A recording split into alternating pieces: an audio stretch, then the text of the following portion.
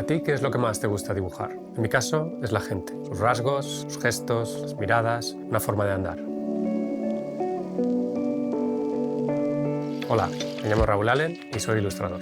He colaborado con DC y Marvel y he trabajado con revistas como Time, Rolling Stone y New York Times. Además de esto, me encanta perderme por mi ciudad. Mientras voy por sus rincones, observo expresiones, historias cotidianas y trato de capturarlas sobre el papel. En este curso de doméstica aprenderás a dar forma a personajes urbanos con trazos rápidos y precisos. Los materiales son una extensión de nuestras ideas.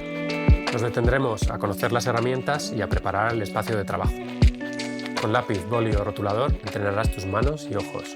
Luego llevarás tu cuaderno a la calle para recrear instantes de realidad. El dibujo es análisis. Se trata de estudiar las líneas de un objeto y preguntarse, ¿son curvas o rectas? Juntos simplificaremos las formas, jugaremos con manchas y combinaremos todo sobre la hoja.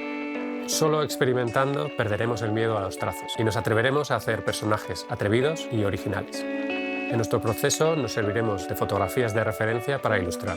Recuerda, puedes explorar contrastes, tonos, rasgos y gestos para conformar la personalidad de tus figuras. Para finalizar, pasaremos al digital y afinaremos detalles para integrar los elementos. Al terminar el curso tendrás una serie de dibujos que podrás compartir con el mundo. Lleva al papel tu curiosidad por el mundo y crea personajes con carácter.